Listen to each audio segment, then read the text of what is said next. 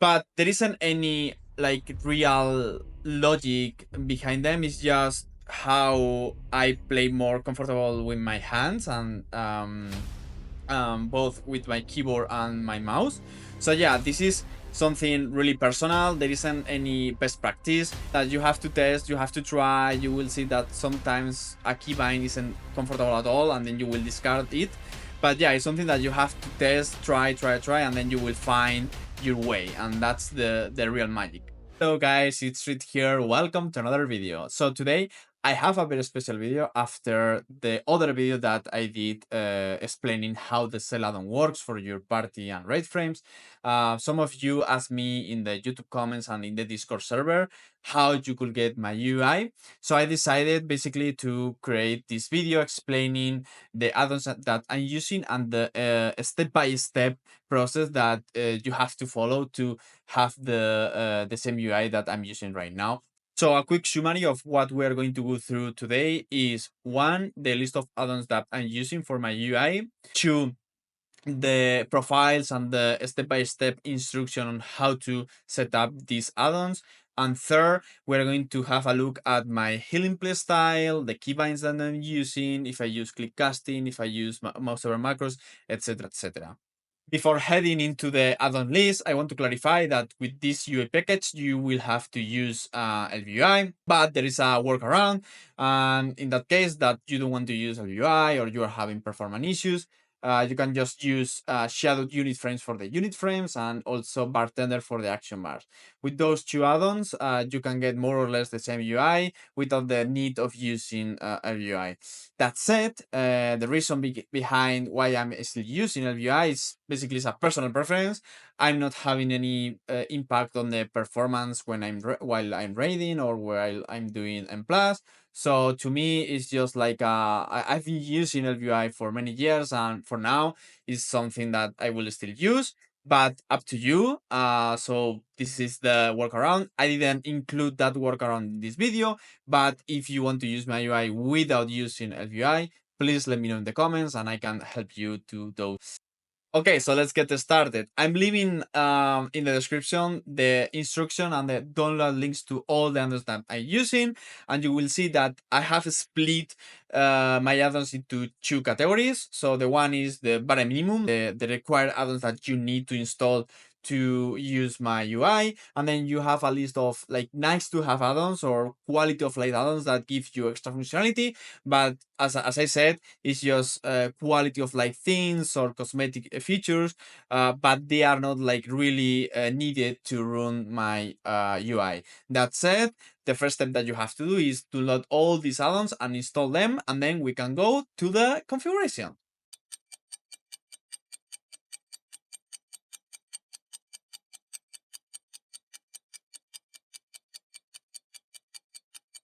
Okay, so we are now in game. I'm using a new character so I can show you the process from scratch. So the first thing you will see is the Touch UI pop-up. So the only thing that you have to do here is click on continue until you see the details configuration, and then select two windows. This will basically install the profile for details. And once you do that, you only need to click on continue until you click on finished. Okay, so now that we are back, we open again the ElvUI options, and then we go to profiles and the import tab. So here you will see like many different text fields. So on the links below, you will see different profiles for my ElvUI settings. So the first one and the main one is called profile main. So let me copy it. You copy that code and then paste it on the first window, just like that. Then we have the second settings, which are the global account settings. So we copy that code too, and we put it on the second field. Then you will see the private character settings code. Then again, you copy it and you paste it on the third field. And then we have the aura filters, which is a much shorter code, and you paste it on the fourth window. Then once you have these all codes here, you click on import. So when you click on import, it's telling me that there is a profile called read UI. So I'm just calling it, I don't know, version 5. And then click on accept and click on accept again. So it reloads the UI. Hey, if you are saying this, it's because you are finding this content valuable. So if so, please consider subscribing to the channel and like this video. You will be helping me so much, so I will really appreciate it. So yeah, thank you for watching. Bye bye. So now you have installed my ElvUI and ToxiUI profiles. Then we have to go again to the ElvUI options. We click on WindTools. We go to Advanced Profiles, and then here we're going to import my WindTools profile. So we paste here the WindTools profile code, click on import, and that's it. We just configure the ElvUI the same way I have it. Also, one thing I want to clarify is that, as you can see in me, in many frames from WoW, is that I don't have them skinned by ElvUI. So the reason is that if you go to ElvUI and go to the skins options, you will see that pretty much every frame except the character frame and the tooltip are disabled. So the main reason for this is one, I don't care about the skins of these frames, to be honest. It's like personal preference. But also this reduces a lot the memory usage from ElvUI. So yeah, if you want to activate them, go ahead, but keep in mind that this is one of the features that consume more resources from ElvUI. That said, let's go to the next step. So now we have to import our class WeakAuras. I will leave the links from Luxthos WeakAuras packages so you can find them easily. So basically, once we open the WeakAuras options, we click on import, we paste the code from the specific class WeakAuras, we import them, and then once it is import, we have to do mainly two things. One is attach the WeakAuras frame to our new custom frame that comes with ToxiUI. So if you don't know what I'm talking about, I will show you in a bit. So if we open up the movers configuration in ElvUI options, you will see on the center of the screen that there is a new custom frame called ToxiUI WeakAuras Anchor. So this frame is basically, we attach the WeakAuras to this frame. So once we move this, the WeakAuras will move along this frame. So I will explain just now how you can do it. So we open the WeakAuras options, we go to the Luxthos WeakAuras, and then here under position settings, we have an option called Anchor to. So here we select frame, and then here we have to type ToxiUI WA Anchor. So this is the exact name that you have to set here. Click on OK. And then as you can see, it moved. So now we have to reset the Y offset to 0. And then again, if we go to ElvUI again and open up the movers options, if we move this, as you can see, we are moving the mana bar and the resource bar. So this is for the frame. Then if you want to set the same style for the WeakAuras mana bar, resources bar, etc., all we have to do is going again to the class WeakAuras, click on the display tab, and then here where it says bar texture, you open it up and then select ToxiUI or ToxiUI Dark, depending on what you want and your preferences, but this is the one that I'm using. And then we scroll down until we see the text options. So, and then we see text 1 and text 2, text 1 and text 2. So we go for each of these texts, we go to the font, and then we select ToxiUI. Then we do the same with text 2, select ToxiUI, and then the same for the other 2, ToxiUI on the font and ToxiUI. And then we do a reload UI, and that's it. As you can see, if we check the WeakAuras, we can see that all the fonts and all the texture are basically match the style from ToxiUI.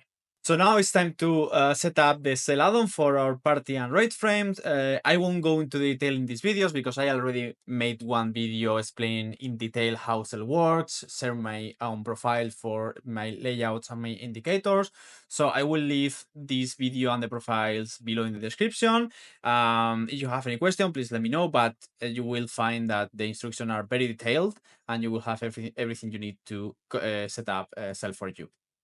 So now we have to set up the plater add-on for our nameplate. So I'm using the Quasi profile for the nameplates. Quasi is one of the, I think, well-known content creators in WoW.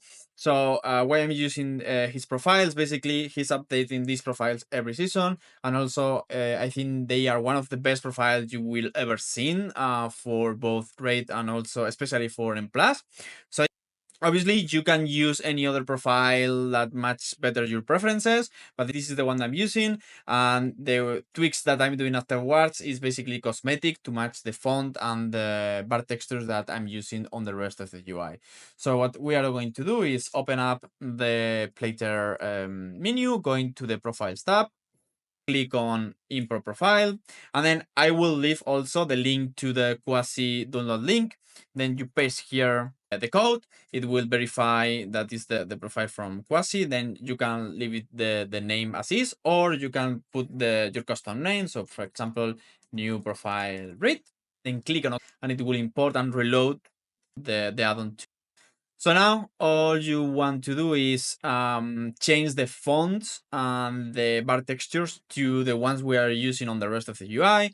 So starting from general settings, you want to go to the help bar appearance and change it from solid to ToxiUI. And then, for example, go to enemy NPC and again, change all the fonts from accidental presidency, which is the font used by Quasi, to ToxiUI, and change every font option that you see. You will have to change it from the current font to the ToxiUI font, and also with the rest of the bar texture. So you will want to do this for every tab here. So for buff settings, buff tracking, target, customer, I won't do it now because I mean I don't want to make this video super long, but you have to do this for every other tab.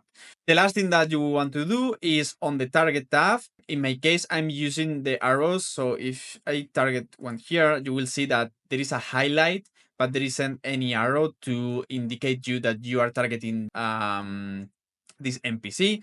So in my case, I'm using the target bracket indicator. So by default, it sets to none, but I'm using the double arrows. And now, as you can see, when I target an NPC, it shows the double arrow on both sides. And that's it. So now we're going to set up the OmniCD profile. So you copy the code for the OmniCD profile, open up the OmniCD options, go to profile sharing, click on import, paste the code, click on the code, accept. And then if you go to profile, you will see it's already here selected. And then if you want to see how it looks, I only use for now OmniCD in M+. So you go to dungeons, position, click enable. It will be already enabled, but you click on test and you will see it here, the icons. For now, I'm only in party with one person, but if you are in party with the rest, you will see like the cities for the rest of them. And it will already set to be anchored to the cell add-on for the party frames. Also, if you want to edit the spells or how the icons works or the whatever, you can do so. And now we are almost finishing. We just need to import the profile for DVM BigWigs. So we are going to start with DVM. We open up the options for DVM, go to profiles, click on import profile, and you will see this window, paste the code, click import, and you will see it here, the one called read UI. And then if we test the bars, you will see they are something like this. Now we are going to do the same with BigWigs. We go to the BigWigs options, click on profiles, go to the import tab, paste here the code, and then we select all the options. So for the bars, for the mages, and for the countdown, we select position settings and colors, click import, accept, and then if we test now the bars, you will see them. And that's it. So I'm back at my press. So here's some footage from Raid and from M+. So I want to talk a little bit about my healing playstyle. I will start with my keybinds, how I build them, what is the logic. And to be completely honest, there isn't any like super logical thing behind them. It's just how I learn and the most like comfortable thing for me.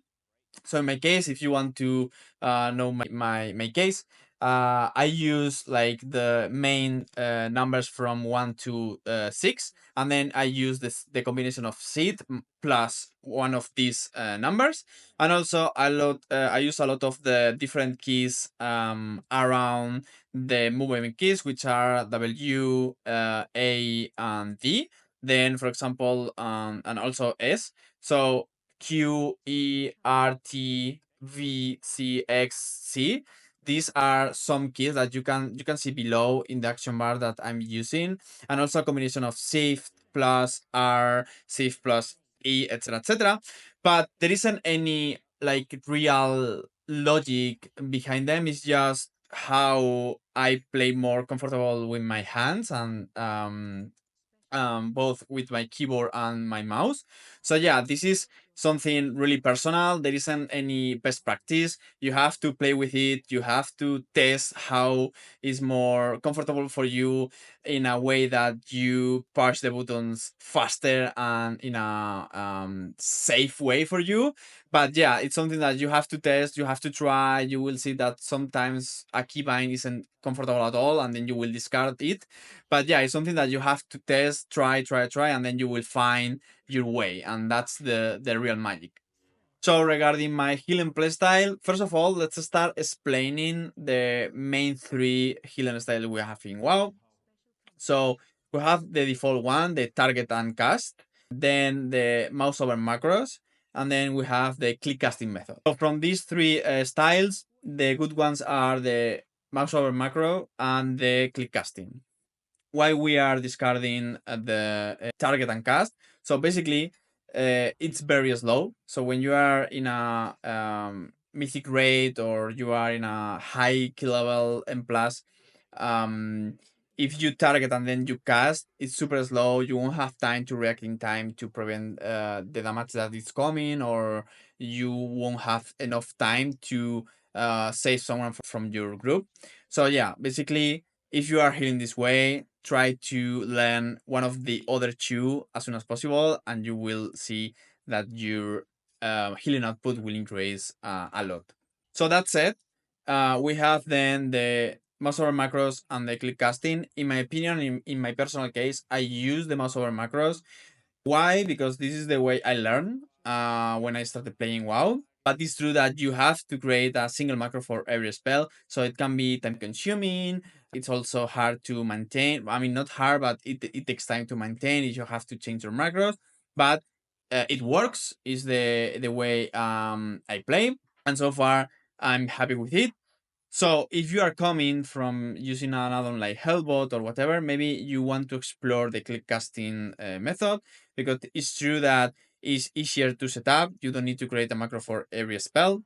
And also it allows you to use a combination of your keybinds plus your mouse button. So in my case, pretty much all my spells are created with a macro, but it's true that I use some click casting. So for example, in M+, to use my trinkets, I use them with a combination of keybind with one of my mouse buttons.